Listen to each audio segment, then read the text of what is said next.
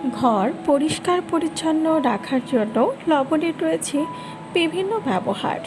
রান্নাঘর অথবা বাথরুমের ড্রেন মুহূর্তের মধ্যে পরিষ্কার করতে লবণ অনেক কার্যকর। 1 কাপ লবণ, বেকিং সোডা এবং আধা কাপ ভিনেগার ভালোভাবে মিশিয়ে তা রান্নাঘর বা বাথরুমের ড্রেনে ঢেলে 10 মিনিট অপেক্ষা করবেন। রান্নাঘর মোছার কাপড় বা স্পঞ্জ খুব তাড়াতাড়ি ময়লা হয়ে যায়, তাই এদের কয়েকদিন পর পরই বাতিল করতে হয়। তবে লবণ ব্যবহারের মাধ্যমে এই সমস্যার সমাধান করা যায়।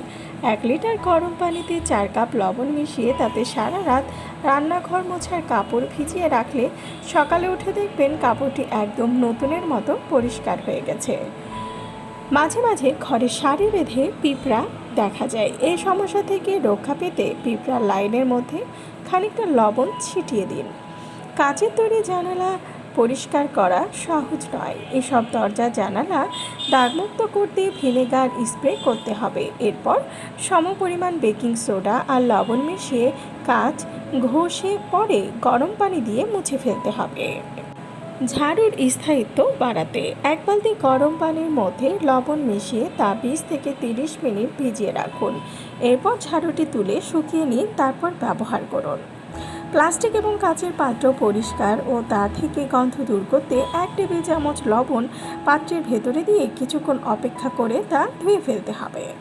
বেসিন পরিষ্কার করতে তারপিনের সঙ্গে লবণ মিশিয়ে 15 থেকে 20 মিনিট অপেক্ষা করে ধুয়ে ফেলতে হবে।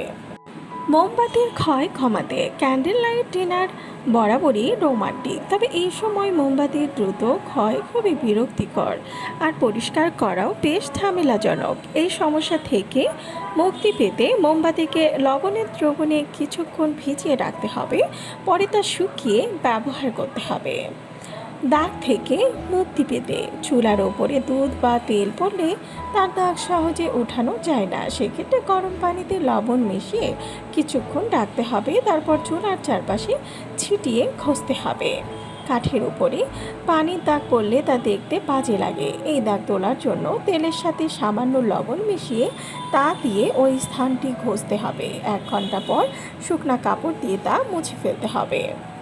ভিডিওটি ভালো লাগলে চ্যানেলটিকে সাবস্ক্রাইব করুন আর পাশে থাকা বেল আইকনে ক্লিক করে দিন, তাহলে পরবর্তী ভিডিও আপলোড করার সাথে সাথেই আপনার কাছে পৌঁছে যাবে।